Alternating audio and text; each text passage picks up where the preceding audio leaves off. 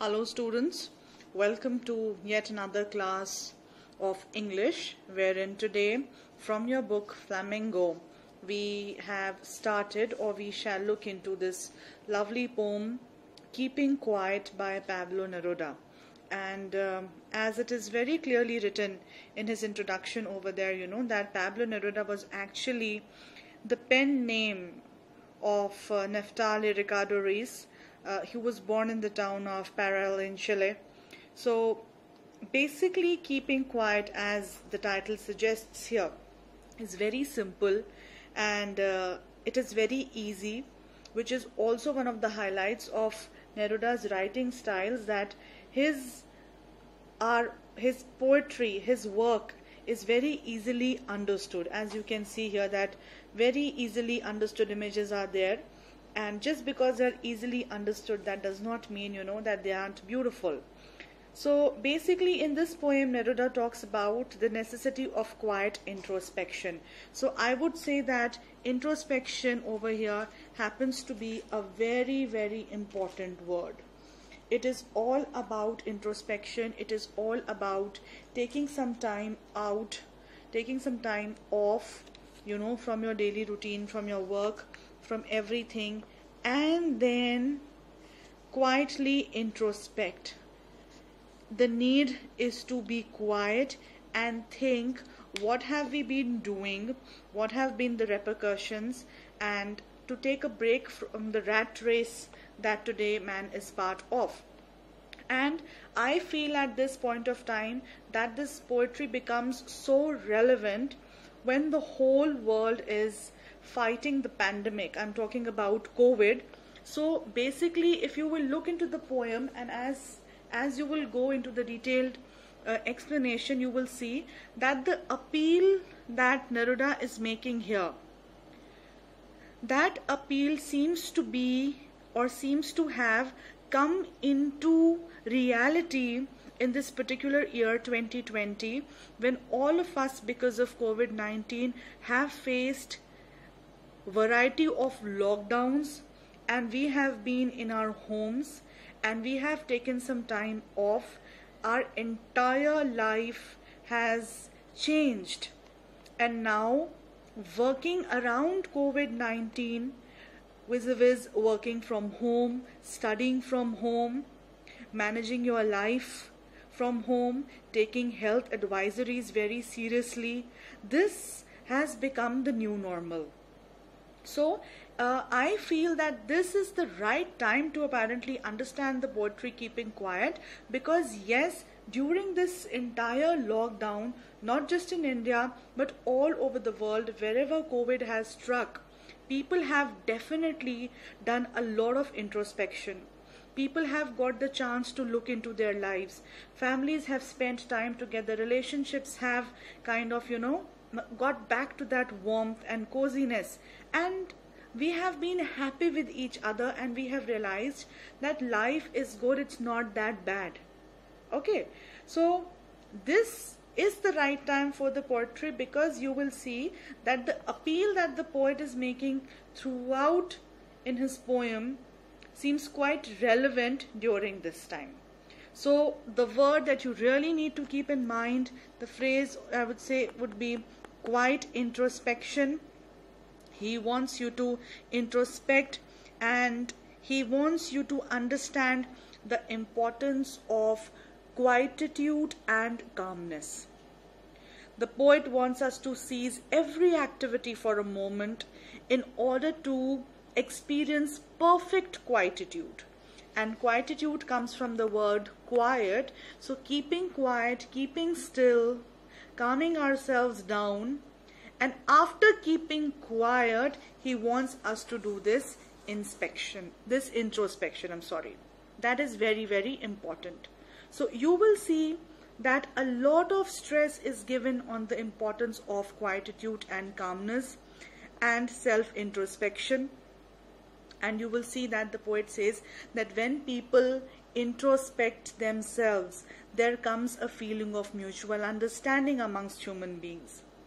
And then he talks about some strained human relationships, and he suggests that, you know, people should stop every activity and should think and should analyze themselves and their relationships with others. So all in all, in the poem, everything that the poet wants to happen is what that we have apparently done during this time of lockdown, or during these times which are very, very challenging, as they are the times of the pandemic, wherein the whole world is trying to get back to life, but in a way wherein they have done the introspection and they kind of feel that it is important. We have understood the value of life and human relationships. So we are now working our way around the lessons that we have learned. So it's a very simple poetry, children, and in this video today I will just take up the first few stanzas. So let us see, let us begin, let us get into the detailing of the poem. So the poet says, now we will count to 12 and we will all keep still. Please notice the usage of this word we. This refers to all of us together. It means the poet, you, me, the whole world. And he is saying that we will count. He is not saying that I will count. He is not saying that you will count. He is saying that we will count. So he says we will count to 12. Now the number 12 here holds a little importance, and you need to understand the importance of this number 12. So 12 refers to the digits, the 12 digits on the clock. Okay, that refers to time. 12 also refers to the months in a year. Alright, and you can also say 12 are also the zodiac signs. Okay, the sun signs, Taurus, Scorpion, Sagittarius, Aries. They are again 12, and around these zodiac signs, around these months, and around these digits of a clock, our life revolves. So that's the importance of the number 12. So he says that now we will count to 12 and we will all keep still. And here comes an appeal. He says that we will count till 12, and as we are counting till 12, 1, 2, 3, 4, as we are counting till the number 12, we will all keep still. So this stillness, this calmness, this taking a break, this is what he demands. That's just the two beginning lines of the poetry. And then he says, for once on the face of the earth, let's not speak in any language. He is saying for just once in our lives on this planet, let's not speak in any language. Now he says in any language because this is a universal appeal. So he wants two things to happen. He wants that no language should be spoken, people should remain quiet. And also when he says that no language should be spoken, it refers to that if people will not talk to each other, for once at least there is not going to be any sort of argument or debate which at times, results to wars or some kind of political dramas. So in order to stop any sort of misunderstanding on a verbal level, he says let's not speak in any language.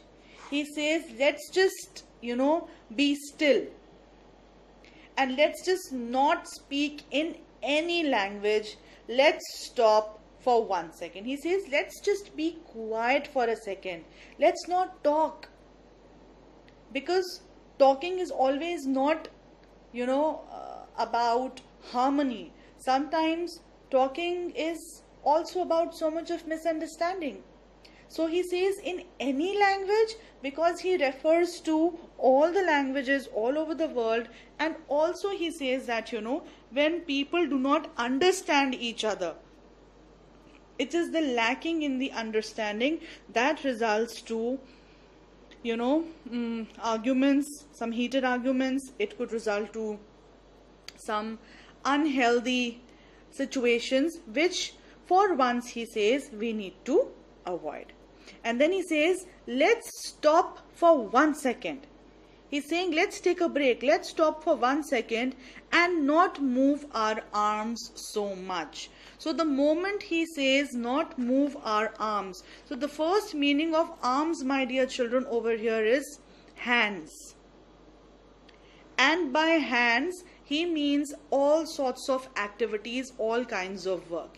He's saying stop moving your hands, stop fidgeting.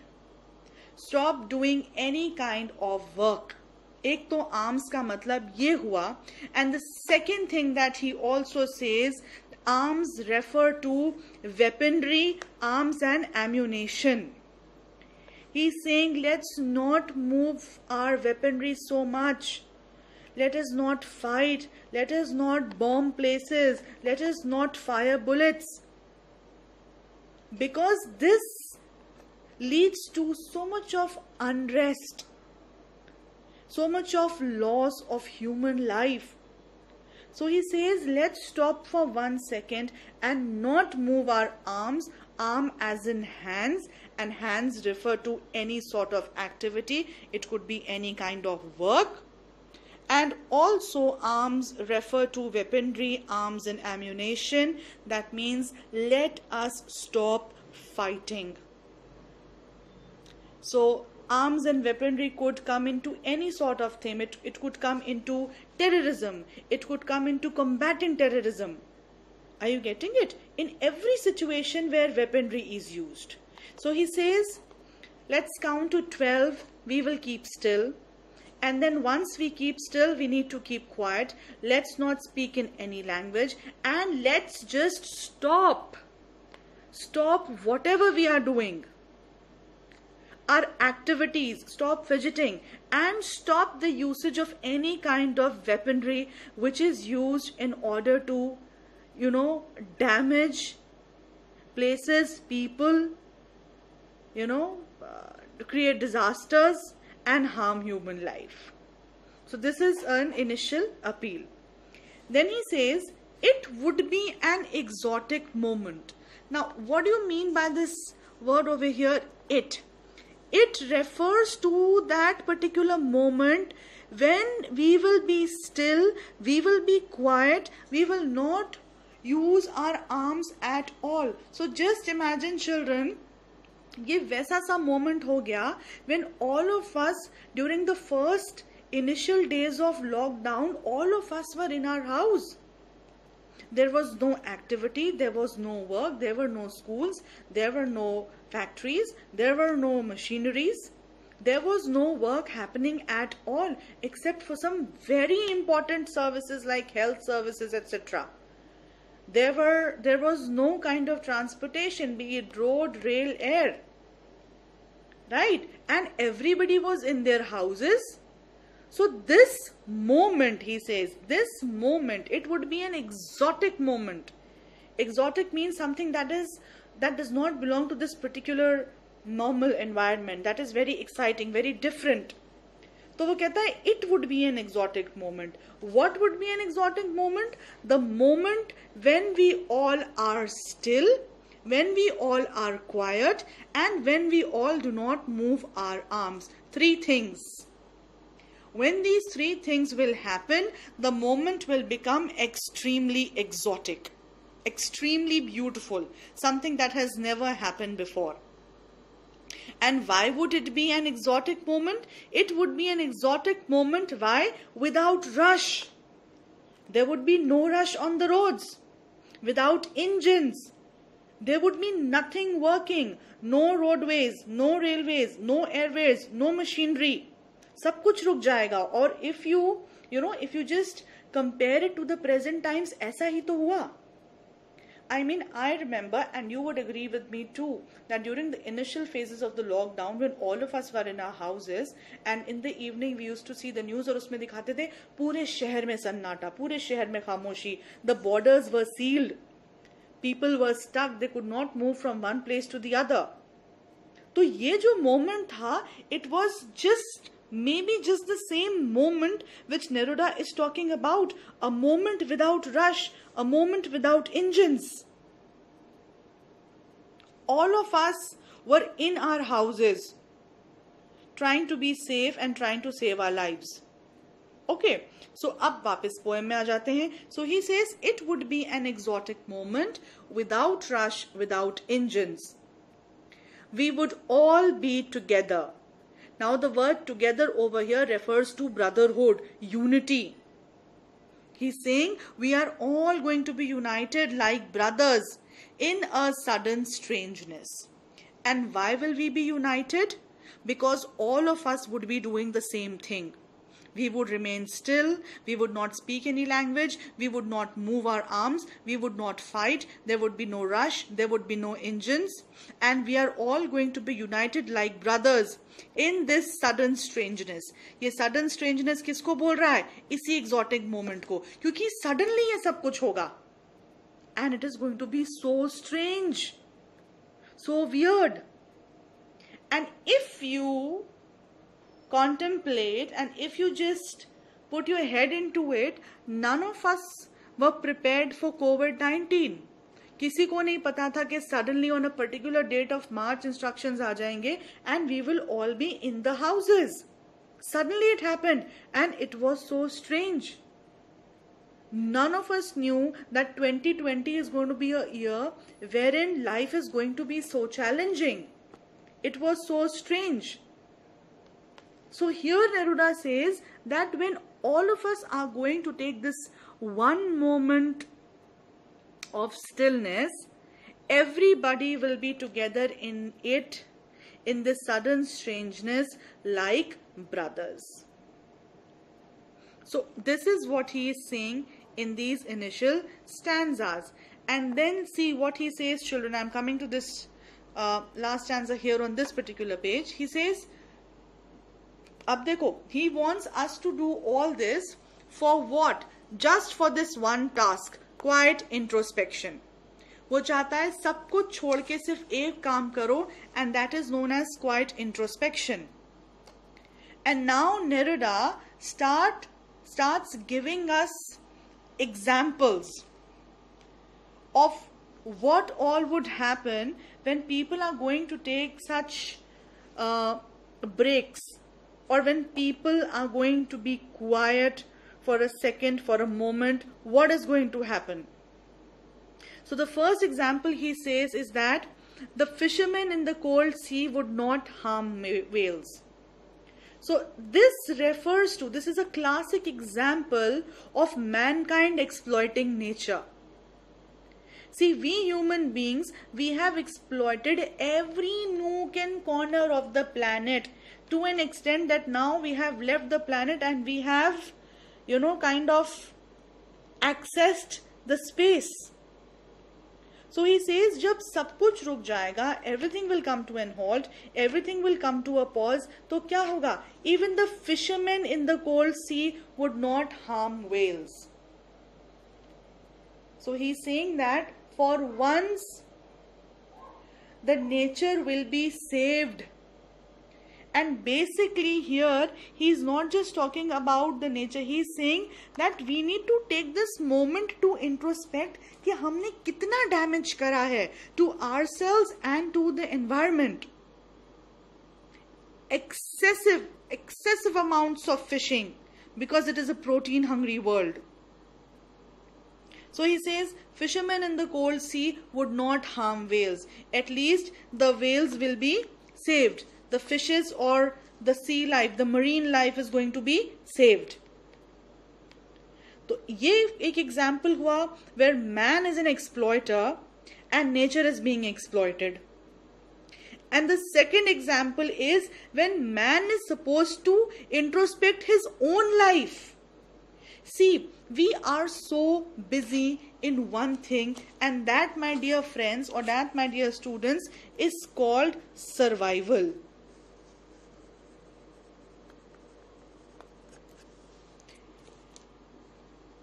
All the human beings, they want to survive. And this survival has now gotten into a rat race. Man today is just busy earning his bread and butter, running, getting up, going to work, coming back, etc., etc., earning money, doing this, doing that. सिर्फ survival एक main agenda रह गया है, how to survive, how to live. So in this second example he says, and the man gathering salt would look at his hurt hands. So here where the salt gatherer is just a metaphoric example, it actually refers to कि man would take a break and he would realize कि so much of work that I have done, so much of damage that I have done, I have been working crazy day and night.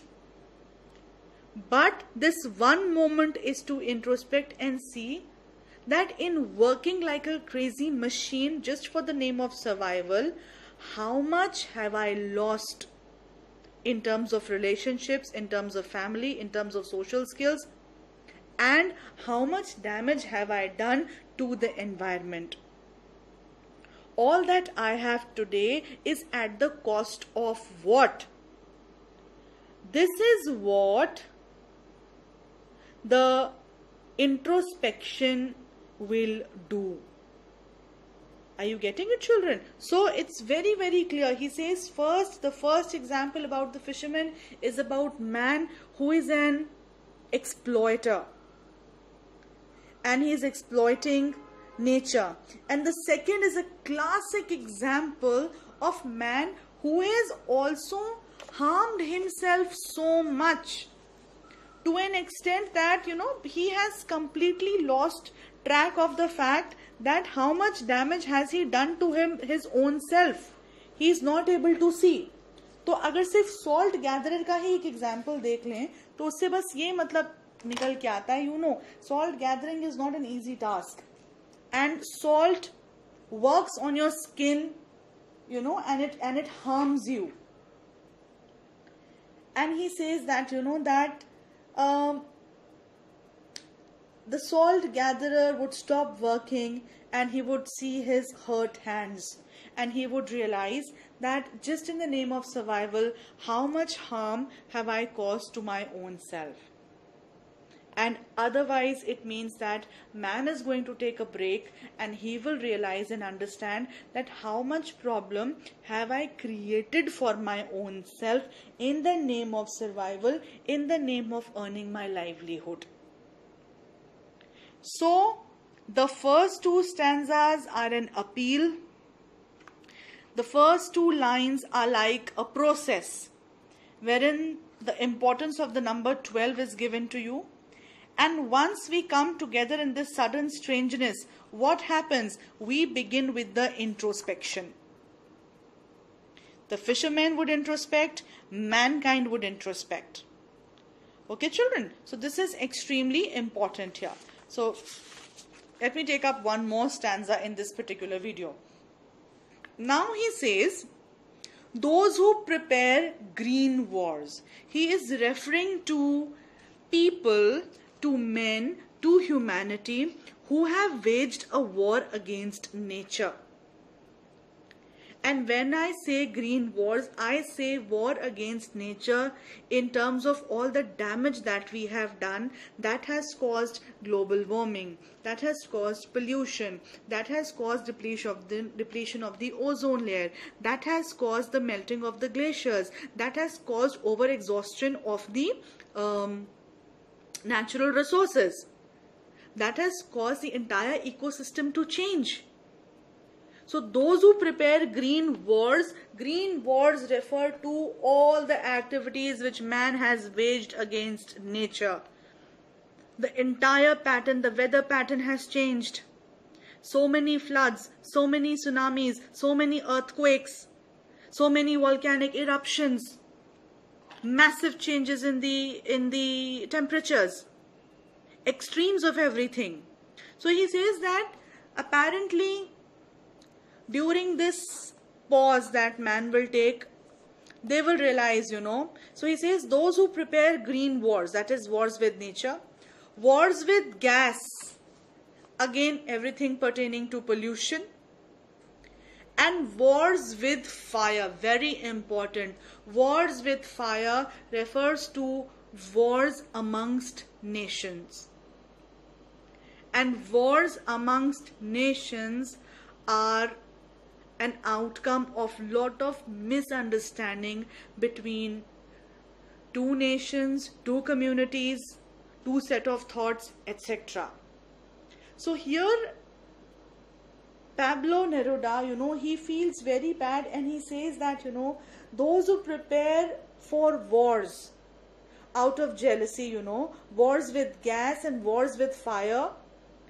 So, and wars with fire, definitely all the arms and weaponry. So definitely they win.